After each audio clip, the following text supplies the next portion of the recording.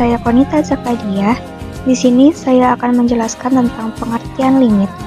Limit adalah sebuah konsep matematis yang digunakan untuk mendekati suatu nilai yang mungkin tidak dapat dicapai atau diukur secara tepat. Limit mengungkapkan batasan yang terkait dengan suatu peristiwa atau fenomena. Konsep limit tidak hanya berguna untuk matematika, tetapi juga dalam kehidupan sehari-hari. Halo, saya Nurdi Fitrianti. Di sini selanjutnya saya akan menjelaskan mengenai contoh penerapan limit fungsi pada kehidupan sehari-hari. Yang pertama ada kecepatan lalu lintas. Contohnya ketika kita mengemudi, kita harus mematuhi batas kecepatan yang ditetapkan oleh hukum. Batasan ini adalah limit kecepatan yang harus dijaga agar lalu lintas berjalan dengan aman. Yang kedua ada konsumsi makanan.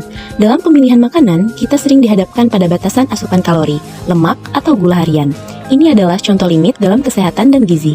Yang ketiga ada ekonomi pribadi.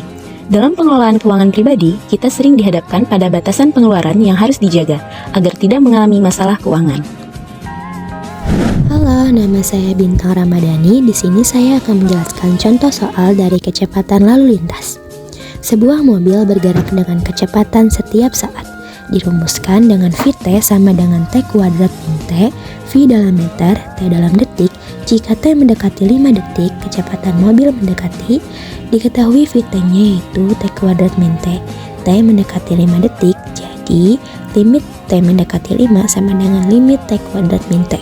5 kuadrat dikurang 2 dikali 5, 25 dikurang 10 sama dengan 15.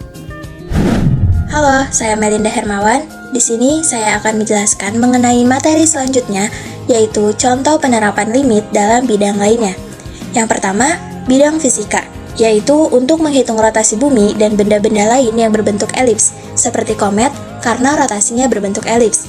Lalu, menghitung kekuatan arus besi apabila bergesekan dengan air asin pada teknologi perkapalan. Apakah kapal laut akan tahan apabila berlayar selama 6 bulan berturut-turut, sedangkan besi apabila bergesekan dengan garam bersifat korosif? Ada ribuan manfaatnya di sini. Kedua, bidang kedokteran.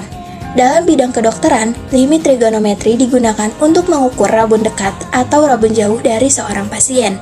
Seseorang yang mengalami rabun jauh akan menggunakan lensa cekung untuk membantunya dalam melihat, sedangkan seseorang yang mengalami rabun dekat akan menggunakan lensa cembung untuk membantunya dalam melihat.